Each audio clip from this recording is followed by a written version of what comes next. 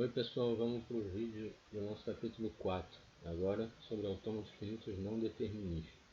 A gente estudou até agora um outro tipo de autômato finito, que era o autômato finito determinista. Agora a gente vai estudar os autômatos finitos não deterministas, né? Eles têm uma leve diferença, mas que é fundamental para o comportamento que ele tem. Então, começando aqui pela definição do que é um autômato finito não determinista, ele tem 5 componentes, da mesma maneira que os autômatos finitos deterministas tinham, né? E se você olhar aqui pelos símbolos que estão sendo usados, você vê que esses 4 primeiros aqui são os mesmos que o autômato finito determinista tinha. A diferença de um autômato finito determinista para um autômato finito não determinista é esse quinto componente aqui, certo? Então, esses 4 primeiros elementos são definidos da mesma forma que um autômato determinista. Então, sigma é o alfabeto do autômato que controla quais são os símbolos que podem aparecer nas palavras que o autômato vai receber como entrada. Q, um conjunto de estados do autômato, um conjunto finito. Q0 é um estado particular dentro de Q, que é marcado como estado inicial. F é o conjunto de estados finais, um subconjunto qualquer de Q, né, que são estados que controlam a resposta do autômato, né, eles controlam se o autômato vai responder sim ou vai responder não, né, e esse quinto elemento vai ser diferente do que a gente tinha no autômato determinista, né. No autômato determinista a gente tinha como quinto elemento a função de transição, que era simbolizada por um delta minúsculo. Esse símbolo aqui é um delta maiúsculo. Ele representa também uma função de transição, tá? Só que essa é uma função de transição não determinista. Então, a gente vai sempre ter essa notação, tá? Se eu quiser representar uma função de transição determinista, que vai resultar num autômato determinista, eu vou usar a letra delta minúscula. Se eu quiser representar uma função de transição não determinista, que vai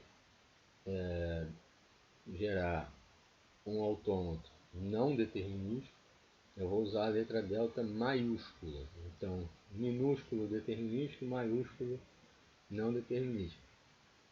E aí você vê que essa função ela é mais complexa do que a função de transição determinista que a gente tinha, do AFD, tá certo? Ela continua tendo duas entradas.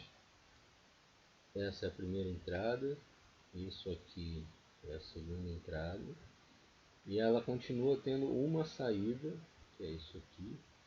Só que você repara que a estrutura dessa segunda entrada é diferente do que eu tinha na segunda entrada da função determinista, e a estrutura da saída é diferente também da saída que eu tinha na função determinista.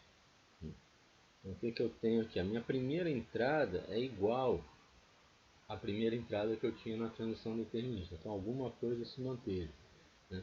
A primeira entrada é um elemento do conjunto Q, ou seja, é um estado. Então a primeira entrada da função de transição, seja ela a função determinista, seja ela essa aqui, não determinista, é um estado. A segunda entrada da função é isso aqui. Na função determinista, a segunda entrada era sempre um símbolo do alfabeto, ou seja, era um elemento de sigma, né? E aí a entrada da função representava em que estado eu estou naquele momento e qual é o símbolo, né, que eu estou lendo na palavra que eu recebi como entrada naquele momento. Então o que está mudando aqui é que agora eu tenho uma outra opção né? Eu estou pegando o sigma e estou unindo com uma coisa a mais aqui. Então eu tenho uma opção extra aqui para a segunda entrada da minha função de transição que não existia na função determinística. Na função determinística, a segunda entrada era um elemento de sigma, era um símbolo do alfabeto.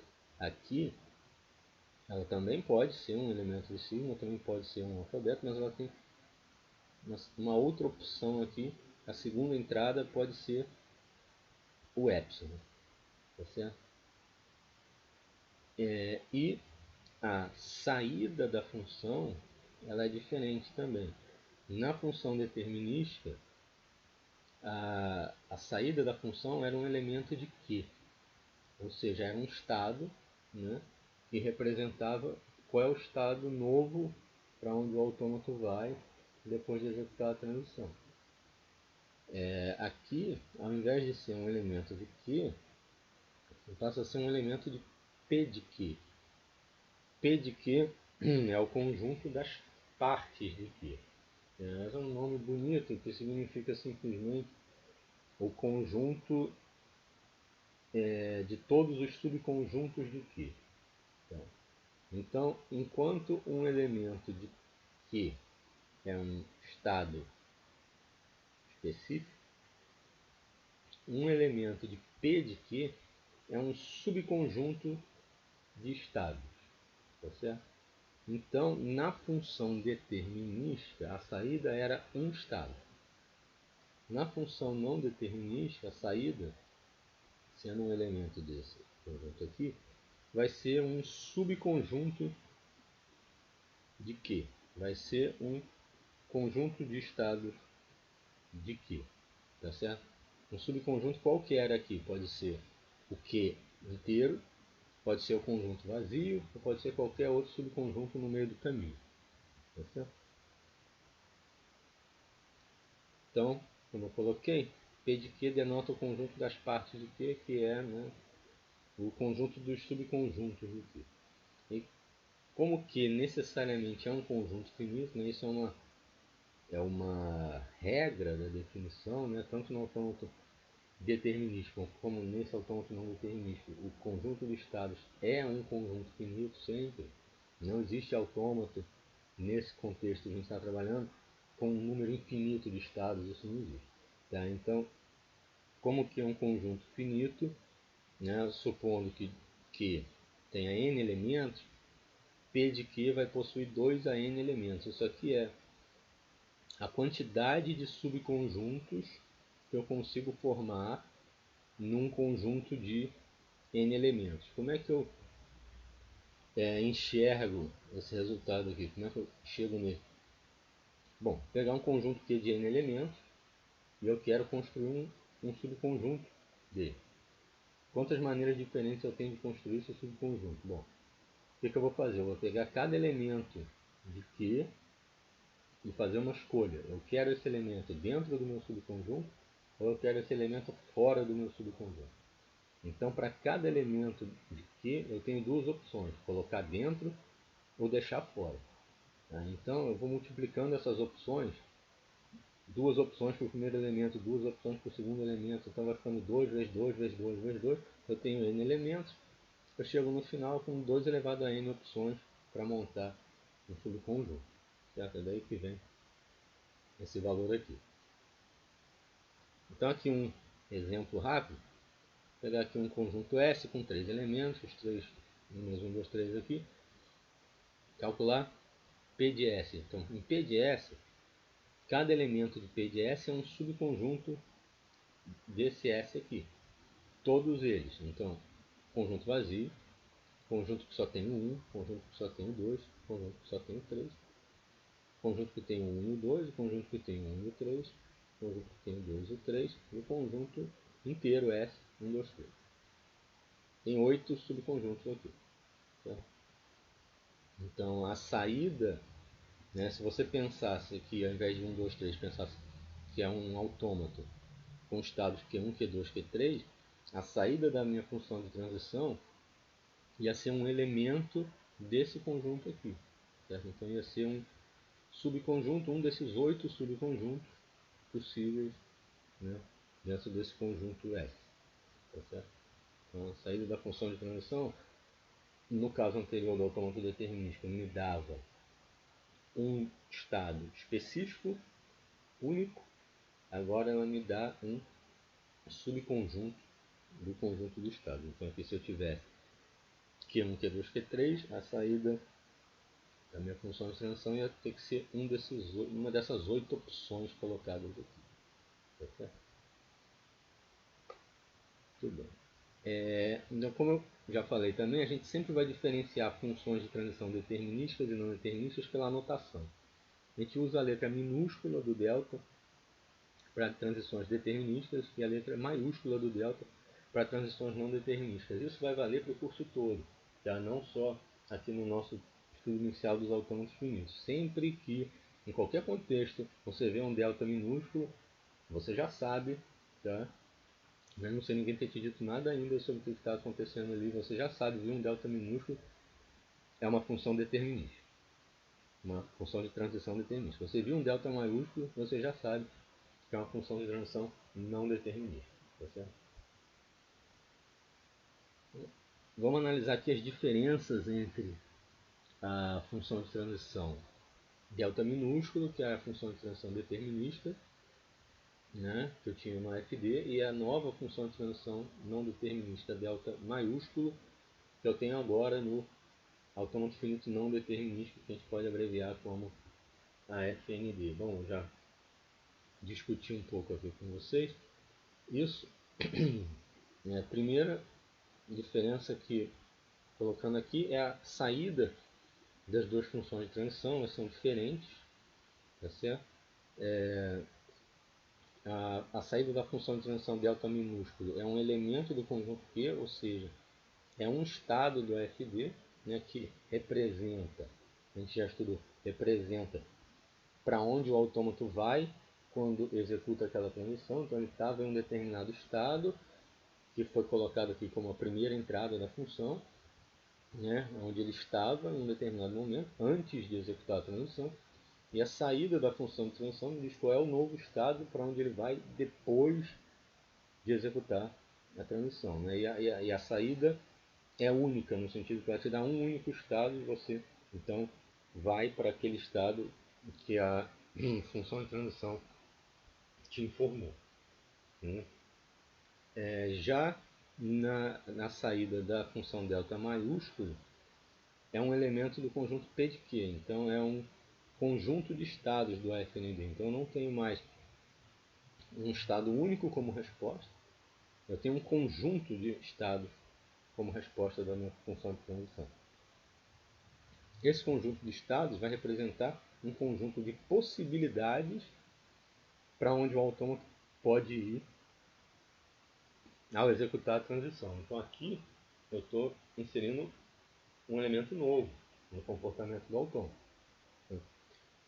Se eu usar uma função desse primeiro tipo, o que vai acontecer é informo o estado em que eu estou nesse momento, a função me informa qual é o próximo estado que eu tenho que ir, né, depois de fazer a transição. É uma coisa bem, digamos assim, obrigatória, né? É uma obrigação que eu tenho que fazer. Né?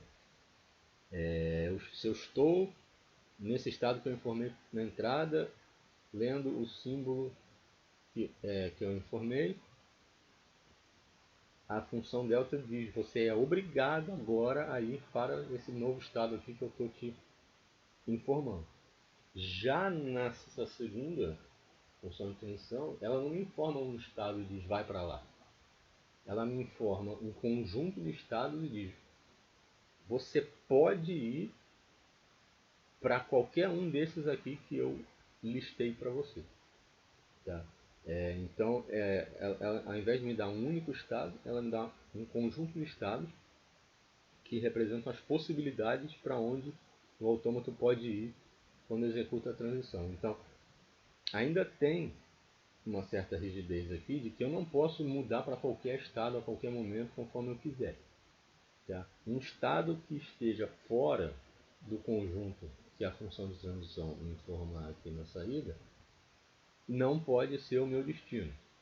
Eu sou obrigado a escolher um estado que esteja dentro desse conjunto, mas dentro desse conjunto qualquer um dos estados pode ser escolhido, tá certo? Então, quando uma FND executa uma transição, o estado para onde ele vai é escolhido aleatoriamente dentre o conjunto de possibilidades que a função de transição me ofereceu.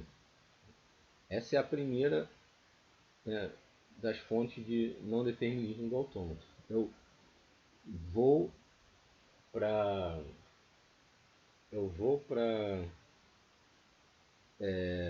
um novo estado com um processo aleatório envolvido no meio, né?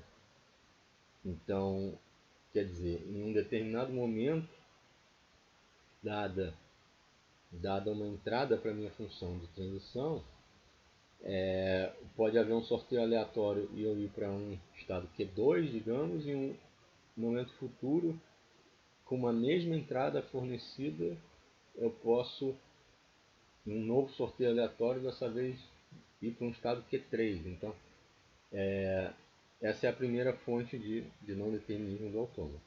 Certo? Outra diferença entre a função de transição determinística e a função não determinística está na entrada, né? Especificamente no segundo elemento da entrada. A entrada da função determinística é sempre um par formado por um estado do autômato e um símbolo do alfabeto. Já a entrada da função não determinística delta maiúsculo admite duas possibilidades. Tá? A primeira é um par nesse mesmo formato anterior, tá? E a segunda é um par formado por um estado do autômato e o símbolo epsilon. Tá? Então vamos ver aqui. Ó. Então eu tenho duas possibilidades. Ou eu pego um elemento de Q com um elemento de signo, e aí eu vou ter uma entrada nesse mesmo formato da função anterior. Ou, segunda possibilidade, eu pego um elemento de Q com esse símbolo epsilon no papel de segunda entrada. Tá? E esse é um caso novo, esse é um caso que na função de cima não acontece. Tá certo? Então, vamos ver o que acontece nesse caso. As transições com entrada nesse segundo formato oferecem ao AFND a possibilidade de mudar de estado sem consumir nenhum símbolo da palavra que está sendo processada pelo autômato.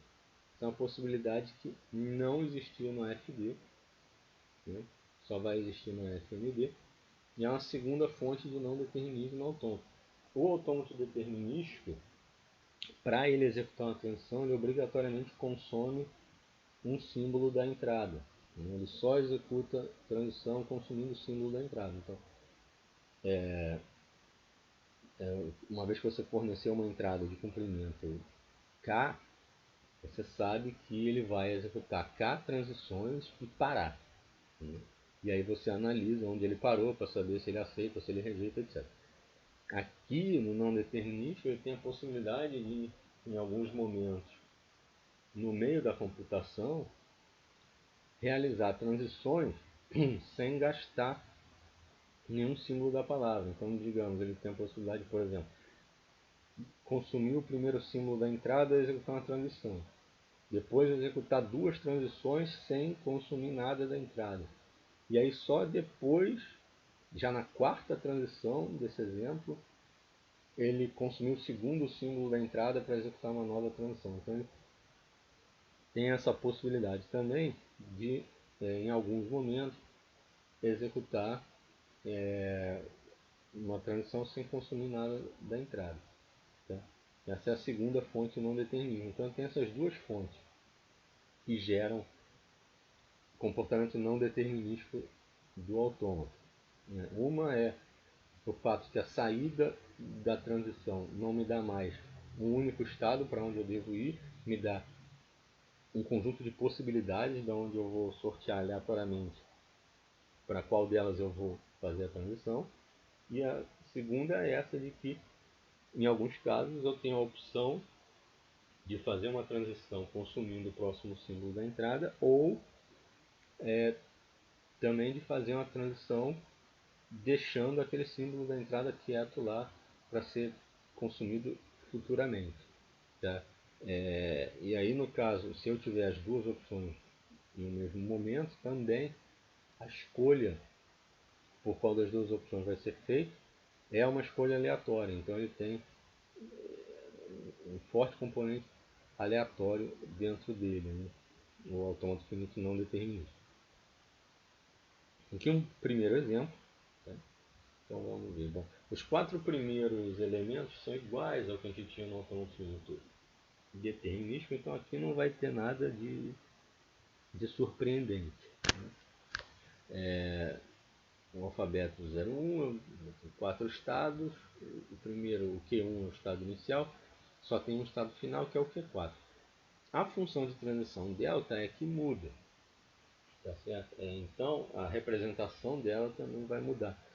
Antes eu tinha uma tabela, né, em que eu colocava nas linhas os estados, nas colunas os símbolos do alfabeto, né? E aí nos campos da tabela eu colocava a saída da minha função de transição. Então eu dizia, se a entrada for o estado Q1 com símbolo 0, aqui nesse campo vai ter a saída da função de transição correspondente a essa entrada. Se for Q3 com símbolo 1, aqui vai ter a saída da função de transição correspondente a essa entrada. Por aí vai. Né? Isso no determinístico aqui é muito parecido. Né? Eu continuo tendo nas linhas os estados, nas colunas os símbolos do alfabeto, só que como a segunda entrada da função incorpora a possibilidade extra de, além dos símbolos do alfabeto, eu poder usar como segunda entrada da função o símbolo epsilon, então eu tenho uma terceira coluna aqui para o símbolo epsilon. Né? Então essa é uma coluna que não existe na função, na tabela de transição determinística, isso aqui é novo. Né? E outra coisa, outra diferença é que na tabela de transição do autômato determinístico, cada campo da tabela tem sempre um único estado, né? Enquanto que aqui, já porque a saída determinística é sempre um único estado, aqui como a saída da função não determinística é um conjunto de estados, então em cada campo da tabela eu vou ter um conjunto de estados que vai ser um subconjunto desse Q aqui. Então eu vou preencher os campos da tabela com subconjuntos desse conjunto Q aqui. Então aqui, por exemplo, Q2, Q3, aqui só Q2, aqui Q1, Q2, aqui eu botei o conjunto vazio, aqui eu também o conjunto vazio, aqui só o Q3. Eu vou preenchendo com subconjuntos. Tá? O que isso representa? Então, por exemplo, começar por um caso que é mais parecido com o do autômato determinístico. Se eu tiver no estado Q1 e o próximo símbolo da entrada for o símbolo 1, essa tabela de transição me diz que eu tenho uma única possibilidade de estado para ir. Eu tenho que ir para o estado Q3. Então aqui no caso, né, se eu estou no Q1 e o próximo símbolo da entrada é 1, eu consumo esse símbolo da entrada 1 e vou para Q3. Então esse é um caso em que a transição aqui está se comportando bem como era no caso determinístico. Agora, isso, se ao invés do símbolo for 1, ao invés do símbolo ser 1, o símbolo for 0. Então, se eu estiver no estado Q1, o símbolo que eu estou lendo na entrada for 0. Aí aqui já vai acontecer uma coisa que não acontecia na função determinística. Eu tenho a saída da tabela de transição me dando dois estados aqui, Q2 e Q3. Então, o que isso significa? Significa que o autômato está autorizado, entre aspas, digamos assim, né? Aí, tanto para Q2 quanto para Q3. Ele não pode ficar em Q1 e ele não pode ir para Q4. Isso está proibido. A função está autorizando ele a ou ir para Q2 ou ir para Q3. E aí, para qual dos dois ele vai ir? Bom, o que vai acontecer tem dois estados aqui. Ele tem 50% de possibilidade de ir para Q2, 50% de possibilidade de ir para Q3. Se tivesse 3 estados aqui, ele ia ter 1/3 de possibilidade, de 1/3 de probabilidade de ir para cada um dos 3. É uma escolha aleatória, digamos, onde todo mundo tem, todo mundo é igualmente provável. Então, aqui no caso com 2, 50% de chance de ir para Q2, 50% de chance de ir para Q3. Então, o autômato internamente vai jogar uma moeda, digamos assim, vai decidir se ele vai para Q2, se ele vai para Q3. Em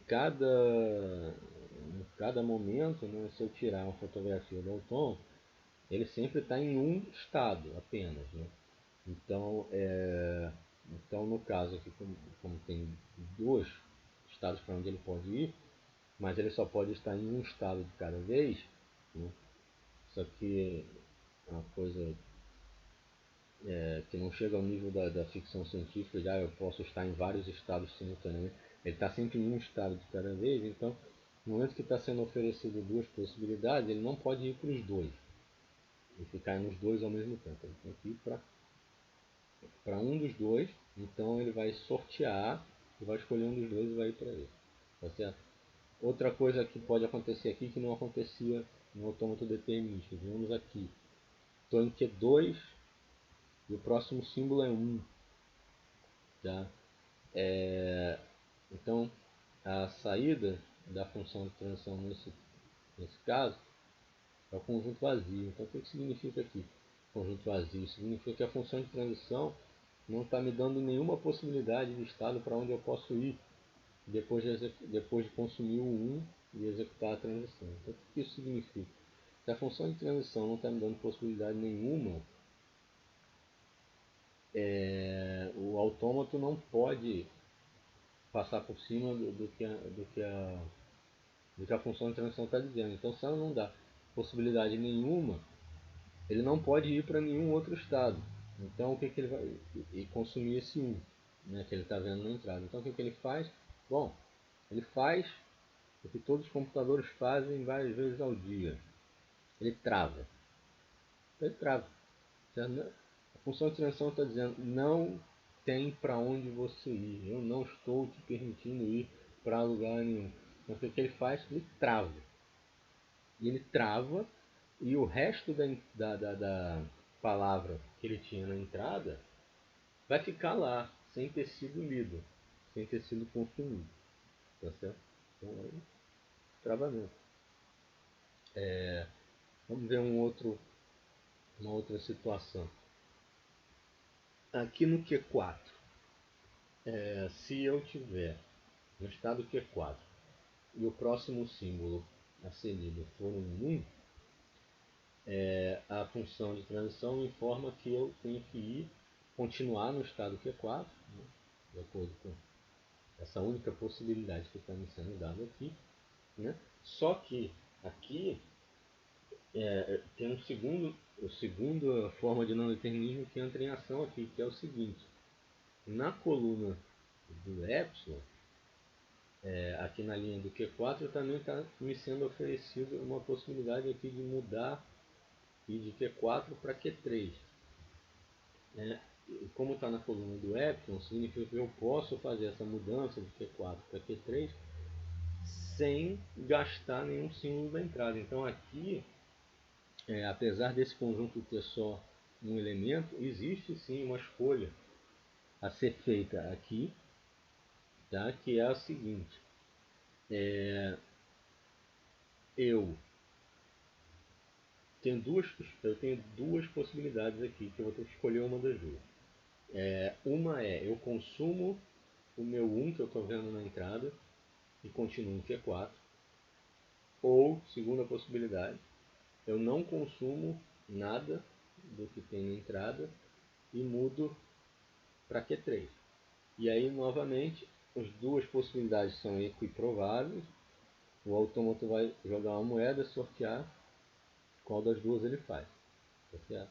Nas 3 linhas de cima, na linha do Q1, Q2, Q3, como eu tenho conjunto vazio aqui na coluna do epsilon, o autômato não tem como executar uma transição sem consumir nenhum símbolo da entrada, porque para ele executar uma transição sem consumir nenhum símbolo da entrada, ele tem que ir para algum estado que esteja listado aqui na coluna do epsilon. E não tem nenhum estado listado nessa coluna nas 3 primeiras linhas. Então essa é uma possibilidade que só pode acontecer nessa tabela em Q4. Então, se o autômato tiver em Q1, Q2, Q3, todas as transições que ele vai executar vai ser ou gastando um 0 na entrada ou gastando um 1 na entrada. Se ele tiver no estado Q4, ele pode transicionar gastando 0, ele pode transicionar gastando 1, mas ele ainda tem sempre essa possibilidade também de não gastar o 0 ou o 1 que ele esteja enxergando com o próximo símbolo da entrada e mudar para Q3. Então, essa é uma segunda forma de não determinismo aqui. Então, uma forma de não determinismo na tabela aparece como esses conjuntos com mais de um elemento, né? Também aparece como esses conjuntos vazios que podem causar um travamento na computação do autômato, uma coisa que nunca acontece no AFD. Um AFD nunca trava, ele sempre processa a palavra até o final, né? E, por último, uma última maneira do não determinismo aparecer é você ter essa possibilidade, né, em alguns momentos, aqui no caso só quando eu estou em Q4, de mudar de estado sem gastar nenhum símbolo da entrada. Então, com isso você vê que a computação em um autômato não determinístico fica muito mais flexível e, pelo lado ruim, muito mais imprevisível também de você avaliar. Então, vamos lá.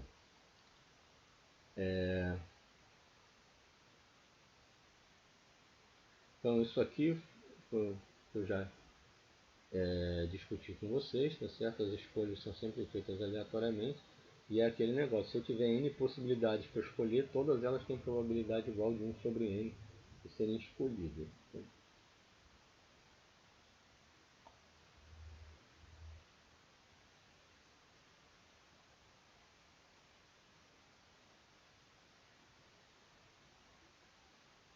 Aqui é o caso do travamento que eu tinha colocado, né?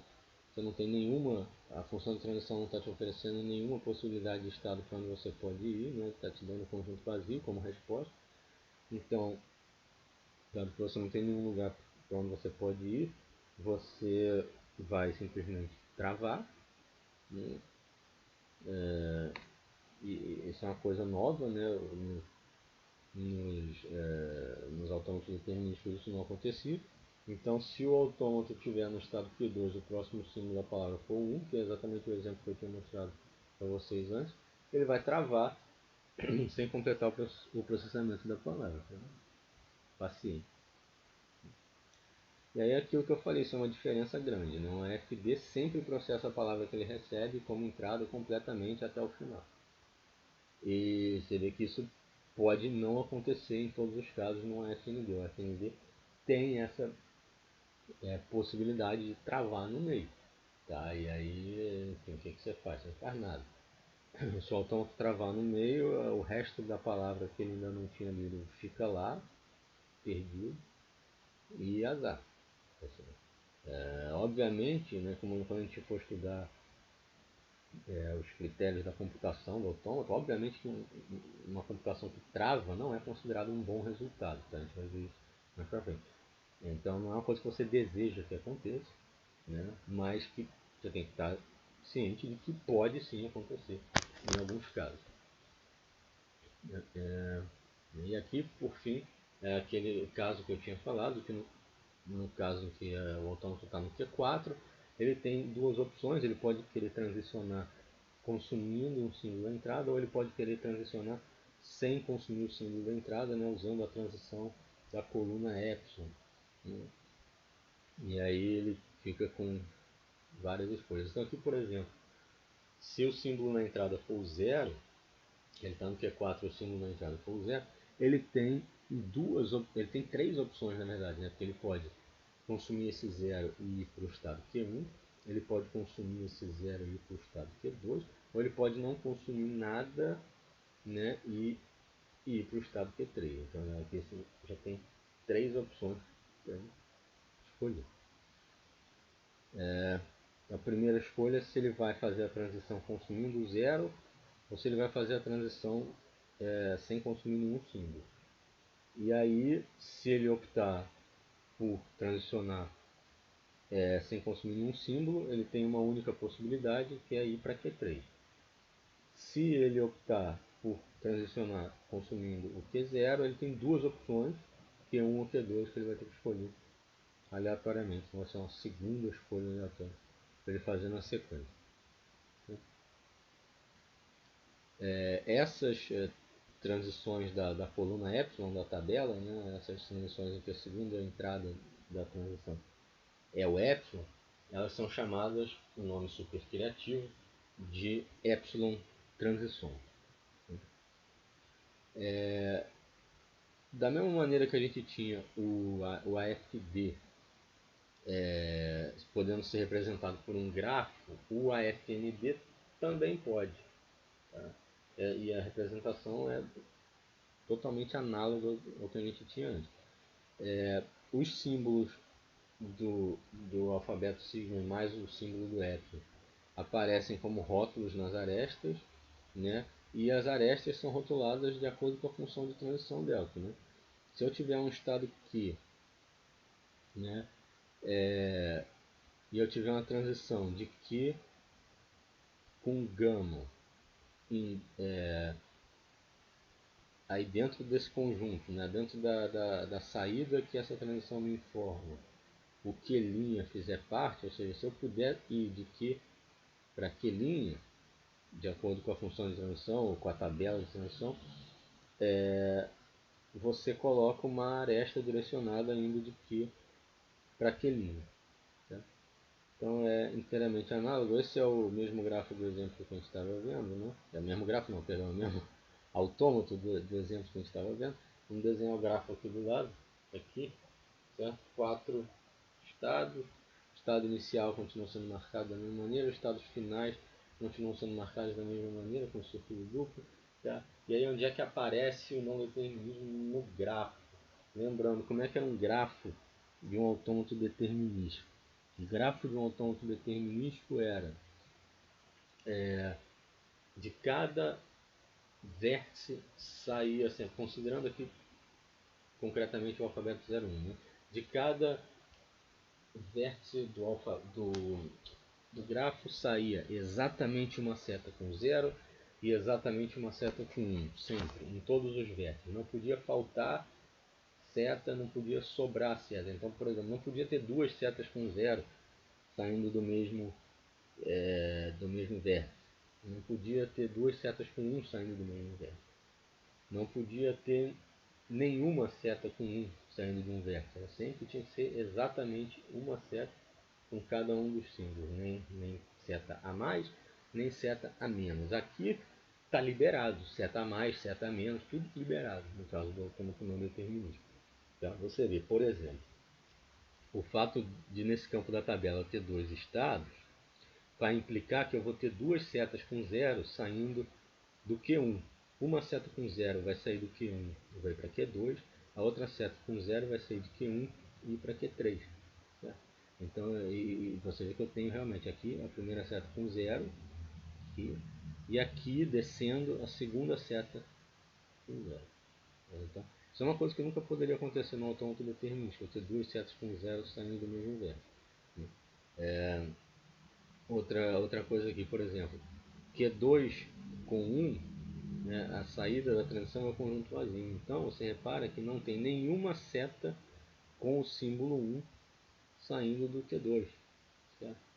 Então aqui está sobrando seta com 0 no Q1, aqui no Q2 está faltando seta com 1. Então esse tipo de coisa nunca poderia acontecer no autômato determinístico, aqui pode. Pode sobrar seta, pode faltar seta, tudo mais. Certo? E você repara que essa transição que tem aqui na coluna do epsilon, né, só tem essa, que é do Q4 para Q3, eu coloco uma seta, essa seta aqui de baixo, aqui, vai do Q4 para Q3 e o rótulo dela é o símbolo epsilon, que é para informar que essa transição aqui ela é executada sem consumir nenhum símbolo da entrada, nenhum símbolo da palavra que o autômato recebeu na entrada.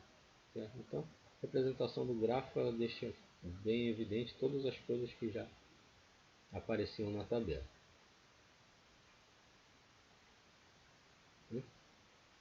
Então, conforme eu falei, o não determinismo aparece na tabela, né, no fato de que ela agora é preenchida por subconjuntos de Q, né, e não mais por elementos de Q, como a gente tinha antes. Né? Em alguns casos, né, inclusive um campo da tabela pode ser preenchido com um conjunto vazio, que denota, né, a ausência de possibilidades de transição. Quando eu represento o FND como um grafo, o não determinismo vai se traduzir na liberdade, né, que eu falei para vocês, de que um vértice tem várias arestas rotuladas por um mesmo símbolo saindo dele, né, ou para que não tenha nenhuma aresta rotulada por um dado símbolo saindo dele, coisas que não tinham no autômato determinístico, agora totalmente liberado. Um AFND também processa, né, vamos ver agora como é que é o funcionamento dele. Né? Ele é muito parecido com o AFD. Ele também processa uma palavra que recebe na entrada, né, e fornece como saída também, assim como o FD, uma resposta do tipo sim ou não. Ele inicia o processamento no estado Q0, como o outro também, né, para isso que serve o estado inicial, e recebe como entrada uma palavra W, e os símbolos dessa palavra são todos símbolos desse alfabeto. Então, quer dizer, esse alfabeto tem a mesma função que tinha no autômato anterior, o Q0 tem a mesma função que tinha no autômato anterior, certo? Ele vai ler um símbolo da palavra W de cada vez, começando pelo seu primeiro símbolo mais à esquerda. Ele vai lendo da esquerda para a direita, né?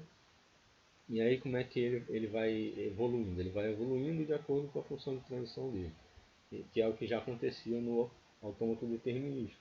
Só que agora a função de transição dele dá mais liberdade para ele fazer coisas mais exóticas. Né?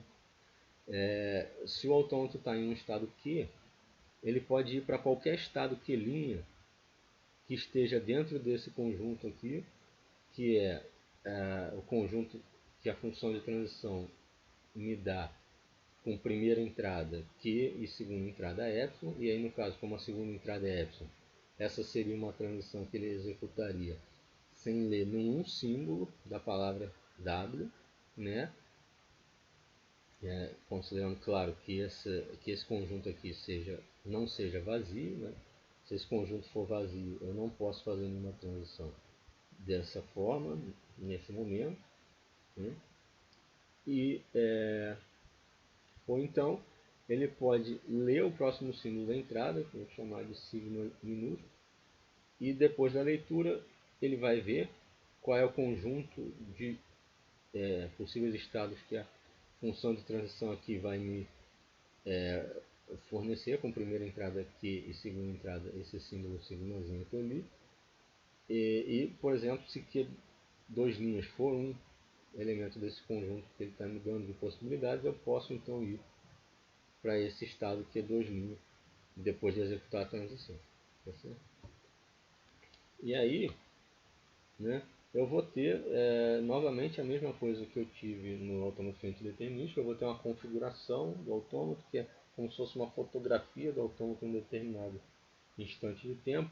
Essa fotografia me diz em que estado o autômato está naquele momento e o que sobrou ainda da palavra que eu recebi como entrada que ainda não foi lido. Né? Então, aqui eu coloco, no segundo elemento da configuração, eu coloco a parte da palavra que ainda não foi lida. Né?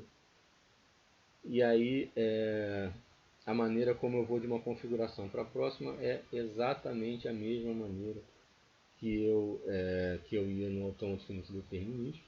Tá certo? Aí só uma observação importante é a seguinte: quando eu ia mudando de configurações no autômato determinístico, cada configuração tinha exatamente uma configuração seguinte, tá? Se ainda tinha símbolos aqui em W para serem lidos. Se não tivesse mais nenhum símbolo em W para ser lido, ou seja, se aqui eu já cheguei no epsilon, aí ela não, uma configuração não tem nenhuma configuração seguinte nesse caso. Por quê? Para cada símbolo que eu lia daqui, a minha transição dizia estado que eu estou é Q, o símbolo que eu li é sigmazinho, a saída da função de transição é um único estado, então eu sou obrigado a ir para aquele estado em que a função de transição me informou, e eu vou sempre indo para o que a função de transição me informa, e ela sempre me informa uma única coisa, então eu vou obedecendo ela, obedecendo ela. Então uma configuração sempre tem uma única configuração seguinte. Então, dada uma palavra na entrada, para um autômato determinístico, a computação desse autômato com aquela palavra é única, certo? Só existe uma possível computação no autômato com cada palavra. Se você pensar no grafo, só existe um caminho que dá para percorrer no grafo, obedecendo os rótulos das arestas, dada a palavra que eu quero colocar na entrada do autômato. Aqui no AFND, não. Uma configuração pode ter várias configurações seguintes, ou pode até não ter nenhuma configuração seguinte, que é o caso do travamento. No caso do travamento, uma configuração não tem nenhuma configuração seguinte. Então, um AFND, uma mesma palavra que eu der como entrada, ele pode ter várias computações diferentes com uma mesma entrada. Tá certo? Então, tipo, eu dou uma entrada 00, 111 para o autômato não determinístico, ele pode, manda ele rodar uma vez, ele pode parar em Q3. Dou de novo a mesma palavra, roda outra vez, ele pode parar em Q4. Então, ele pode, cada execução é um comportamento possivelmente diferente da execução anterior. Isso vem daquelas liberdades todas que a função de transição não determinística oferece. Então eu tenho mais de um caminho no grafo, né, para uma mesma palavra, no caso do não determinístico.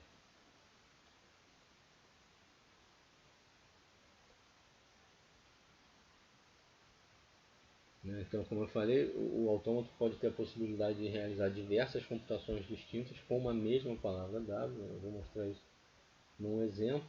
Né?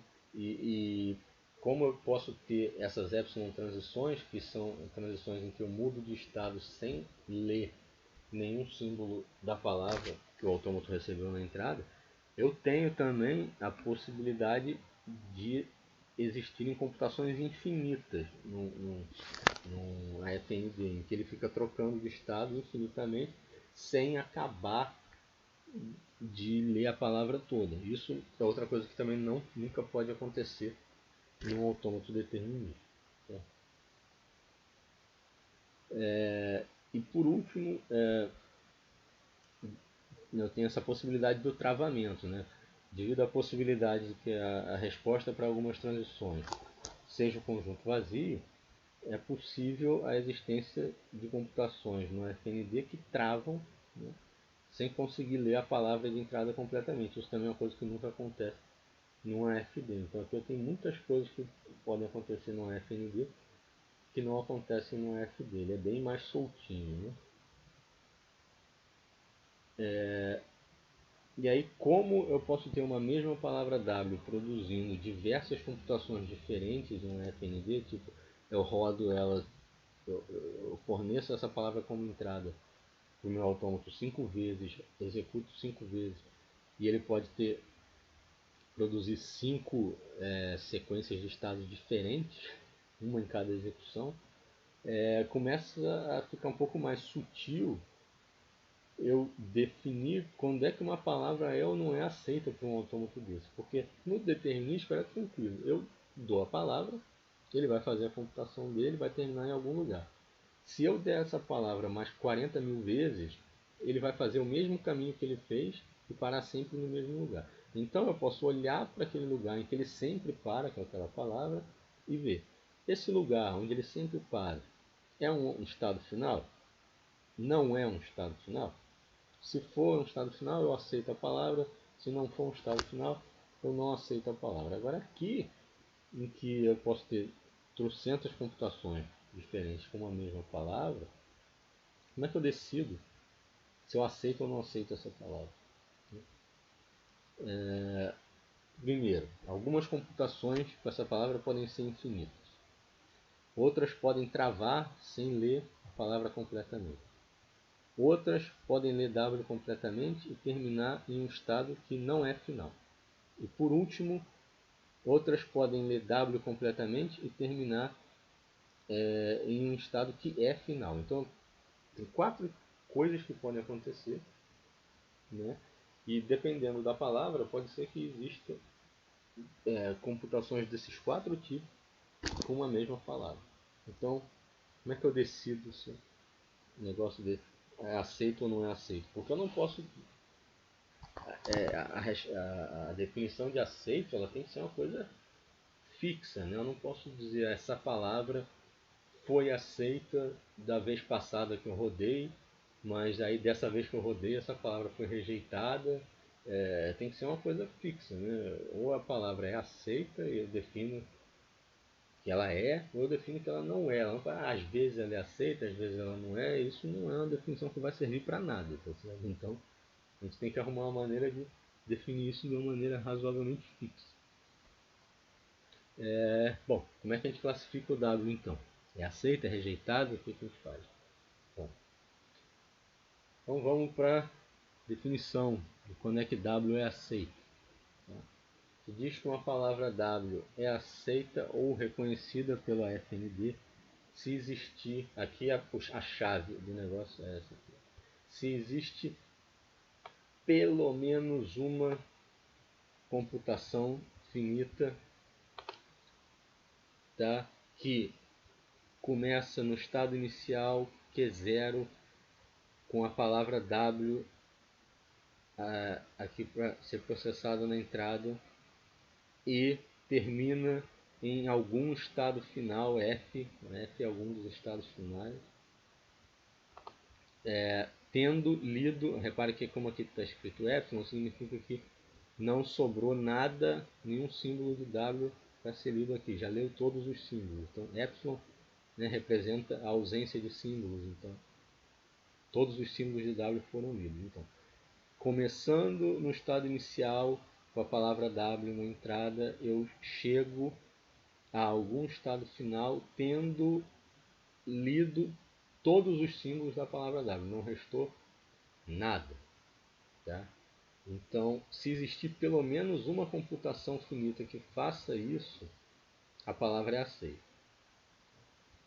Então, quer dizer, basta uma, né? Então, quer dizer, o autômato pode ter 300 mil computações diferentes para essa palavra W. Se uma das 300 mil for capaz de ler W completamente, sem deixar sobrar nada, e terminar num estado final, a palavra é aceita, não importa que coisas aconteçam nas outras 299.999 computações. Tá? Basta uma fazer isso que eu digo que a palavra é aceita. Tá? Então, dizendo isso de maneira mais extensa, uma palavra W é aceita se existe pelo menos uma computação finita, tal que W é completamente lida, então esse é o primeiro requisito, tá? W é completamente lida. E segundo requisito, eu preciso cumprir os dois requisitos simultaneamente, tá? Não basta só um deles. 2. O AFND termina a computação em algum dos seus estados finais, tá? Caso contrário, eu digo que a palavra é rejeitada, ou não aceita, ou não reconhecida pela AFND. Tá? Então, repara como eu tenho que ter os dois requisitos simultaneamente. Não adianta eu conseguir ler todos os símbolos de W e terminar num estado que não é final. Certo? Não adianta isso. Outra coisa que não adianta eu terminar em um estado que é final, mas sem ter lido o W inteiro. Ou seja, se o meu autômato travar no meio do caminho e for incapaz de ler W inteiramente, não interessa se o travamento fez o meu autômato parar num estado final, tá certo? Porque aí nesse caso eu só estou cumprindo o requisito 2. Eu preciso cumprir os dois requisitos. Então, travamento nunca significa aceitação, tá? Não importa se eu travei num estado final, o que está pesando mais aí nessa história é o fato de eu ter travado, não o fato de eu estar num estado final, tá certo? Então, só considera computações em que eu li a palavra toda sem travar, e aí uma vez que eu li a palavra toda, eu olho em que estado eu parei e vejo se foi um estado final. Se foi um estado final, eu aceito, tá? Então, justamente isso que eu acabei de falar, é importante ressaltar que uma computação em que o autômato trava sem conseguir ler a palavra W completamente nunca é uma computação que satisfaz os critérios acima, tá certo? Mesmo que o travamento ocorra em um dos estados finais. E aí a gente vê que essas definições de aceitação e rejeição são, de certa forma, assimétricas, né, em um FND. Para uma palavra W ser aceita, basta que uma computação satisfaça esses critérios. Já para uma palavra W ser rejeitada, eu preciso que todas as possíveis computações com W não satisfaçam os critérios acima. Então, para aceitar, basta uma, né? Basta uma que funcione, e para rejeitar, eu preciso que todas não funcionem. Uma certa assimetria aí.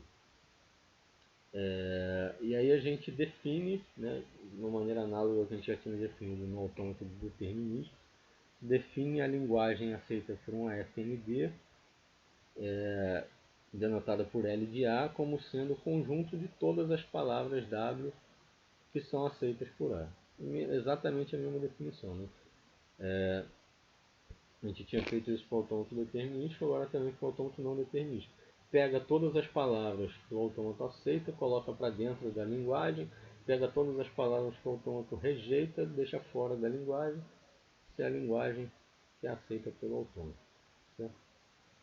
E aí, vamos finalizar esse vídeo com um exemplo. Tá? Vamos pegar aquele autômato que a gente descreveu no exemplo anterior, vamos voltar a ele. Aqui está. Então, de novo, eu vou sugerir a vocês bater uma foto aqui desse slide, ou dar um print da tela, ou escrever no papel, enfim, qualquer coisa.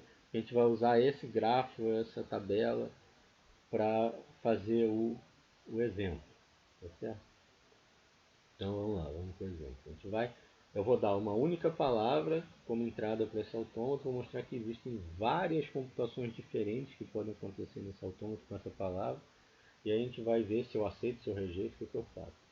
Tá? Então vamos lá.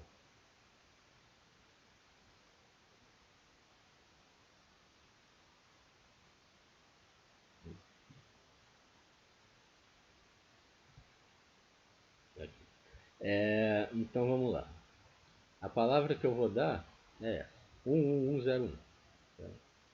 Então, muitas possibilidades naquele gráfico. Tá? Primeira possibilidade, Q1, começa em Q1, que é o estado inicial, a palavra está inteira aqui. Leio esse 1, né? Vou para Q3, leio esse segundo 1, vou para Q2, e aí eu chego numa situação aqui em que eu estou no estado Q2, o próximo símbolo a ser lido é o 1, e se você reparar no grafo desse autômato, não tem nenhuma seta com 1 saindo de Q2, tá? Então não dá para fazer a transição com 1. Eu poderia tentar me salvar ainda aqui, tentando fazer uma transição para fora de Q2 sem gastar nenhum símbolo da entrada, mas também na coluna do epsilon da tabela não tem nenhum estado que eu possa ir a partir de Q2. Vendo isso no gráfico, não tem nenhuma seta com epsilon saindo de Q2, então quer dizer, não tem seta com 1 saindo de Q2, não tem seta com epsilon saindo de Q2, então eu realmente estou preso dentro de Q2. Então o que vai acontecer aqui? O autômato vai travar e é isso aí. Essa parte aqui, 101, vai ficar sem ter sido lida. Tá certo? Então essa computação foi bem ruim. Né? Aqui, graficamente, né? Mesma coisa. Essa é um caso de sorte aqui. Essa palavra tem apenas uma computação naquele autômato, apesar de todas as possibilidades de não determinismo. Tá? Então, se essa é a única computação, bom, essa computação não satisfaz os critérios de aceitação, só por ter travado já elimina de cara. Né? Como não tem nenhuma outra computação possível, então eu vou rejeitar essa palavra aqui. Certo? Então essa palavra aqui é rejeitada pelo autômato. Vamos ver outra. Agora, pegar uma outra palavra. Você pode ver de cara que vai ter 5 computações possíveis com essa mesma palavra. É uma palavra pequena. Imagina se fosse uma palavra grande, quantas computações não poderia ter. Então, 0011. Tá? Agora eu tenho diversas possibilidades de computação. Eu tenho uma primeira possibilidade. Estou em Q1, leio esse 0, vou para Q2, leio esse 0, vou para Q4, leio esse 1, continuo em Q4, leio esse outro 1, continuo em Q4, li a palavra inteira. Acabou. Isso é uma computação. Outra possibilidade. Começo igual a de cima, leio o 0, vou para Q2, leio o 0, vou para Q4, leio esse 1, fico em Q4, leio esse 1, fico em Q4, só que aqui agora, diferente da de cima, eu vou fazer uma outra coisa que é, existe uma seta com epsilon saindo de Q4 para Q3, então significa que a qualquer momento eu posso executar uma transição, né, sem ler nenhum símbolo da entrada, que me faz mudar do estado Q4 para Q3. Essa transição, como ela não consome nenhum símbolo da entrada, ela pode ser executada a qualquer momento em que eu esteja em Q4, incluindo o momento em que eu já li todos os símbolos da entrada. Então, mesmo eu já tendo lido todos os símbolos da entrada, eu ainda tenho direito a fazer essa transição, tá? Que não consome nada. Tá? Agora, novamente, atenção, é um direito que eu tenho usar essa transição do epsilon, não é uma obrigação. Então, quando eu chego aqui em Q4 epsilon, eu tenho o direito de usar essa transição para ir para Q3, mas eu não tenho a obrigação. É por isso que a computação de cima também é válida. Na computação de cima, eu não quis usar essa transição de Q4 para Q3. Na computação de baixo, eu quis. Tá? É livre-arbítrio aqui, tá certo? Eu não sou obrigado a usar essa transição epsilon. Tá? Terceira computação possível, começa igual, Q1 eu vou para Q2, Q2 eu vou para Q4, Q4 eu fico em Q4 e leio esse primeiro 1, aí aqui agora eu vou mudar, eu vou executar a transição de Q4 para Q3 que não consome nenhum símbolo, então aqui eu mantenho esse 1 que eu ainda tinha para ser lido, ele foi mantido, e eu fui de Q4 para Q3. E aí esse 1 vai ser consumido no estado Q3. Então, Q3 eu consumo 1 e vou para Q2. Falou. Quarta computação possível. Eu começo igual, vou para Q2, vou para Q4. Aí agora eu vou executar a transição de Q4 para Q3 nesse momento. Tá? Enquanto eu ainda tenho dois 1s aqui. Então eu vou preservar eles e vou mudar de Q4 para Q3. É a minha transição que não consome símbolo da entrada. Aí eu vou consumir esse 1 no Q3, vou ir para Q2. E aí esse último 1 eu não consigo consumir em Q2, não tem nenhuma seta com 1 saindo de Q2, nem nenhuma seta com epsilon saindo de Q2, então aqui eu travo. Tem jeito. Tá? E quinta e última possibilidade, em todos esses caminhos até aqui eu sempre comecei indo para Q2, agora eu vou ir para Q3. Eu vou consumir esse primeiro 0 e ir de Q1 para Q3. Consumo o segundo 0, fico em Q3. Consumo o 1, vou para Q2 e aí de novo aquele problema que eu já tive aqui de Q2 com 1 eu tenho que travar, certo? Então eu tive duas computações que travaram, três computações que leram a entrada inteira, tá? Essa primeira computação terminou em Q4, a segunda em Q3, a terceira em Q2. E aí o que eu faço? Aceito ou não aceito? Bom, dessas 5 computações possíveis, 2 travam, sem ler a palavra exatamente. 2 leem toda a palavra e terminam em estados que não são finais, que é essa que termina em Q2 e essa que termina em Q3. E uma lê toda a palavra e termina em um estado final Q4. Então tem de tudo aqui, né? Mas aí eu tenho que me reportar a minha definição. A minha definição diz o seguinte: se tiver uma, não interessa o resto, se tiver uma que lê a palavra toda e termina num estado final, eu aceito. Pois bem, eu tenho uma assim, essa primeira aqui, lê a palavra toda e termina no estado final que é 4. Então essa uma é suficiente para eu aceitar a palavra W, não interessa o fracasso das outras. Certo? Então a resposta final é: W2 é aceita pelo autômato? Sim. W2 é aceita pelo autômato. Então, como tem pelo menos uma computação finita que lê toda a palavra e termina no estado final, a palavra W2 é aceita pelo autômato. Certo? Do ponto de vista prático, uma vez que a computação que aceita o W2 foi logo a primeira que a gente escreveu, né, e basta uma, era desnecessário ter calculado as demais computações possíveis. Né? Mas eu fiz todas porque, afinal de contas, isso aqui é um aprendizado. Né? Então, achei que era interessante. Então, só para finalizar aqui, esse é o último slide de hoje. Um AFD, isso é interessante de ver, é um caso particular de um AFND. Tá? Um AFND é uma generalização do AFD. Tá? Se eu pegar um AFND e impor algumas restrições na minha transição delta maiúsculo, eu caio de volta no meu AFD. Então, o AFD é como se fosse um caso restrito do AFND. Tá? Se eu não tiver possibilidade de fazer transições com epsilon a partir de nenhum estado, e se todas as transições do autômato, a resposta, né, a saída de todas as transições do autômato for um conjunto unitário para todo par de estado e símbolo, ou seja, se a coluna epsilon da tabela estiver toda vazia e todos os outros campos da tabela forem ocupados por conjuntos unitários, o que eu tenho na prática é um AFD, certo? Descrito no formato de um AFND, porque eu retirei todas as possibilidades de não determinismo. Então, o AFD que a gente tinha estudado antes é simplesmente um caso particular desse caso mais geral, desse caso menos restrito, que é o AFND. Tá? A gente não concluiu tudo que existe sobre a ser estudado no AFND. A gente não concluiu o capítulo 4 do livro, da apostila, tá certo?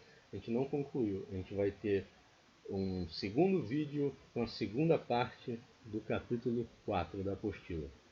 Um abraço.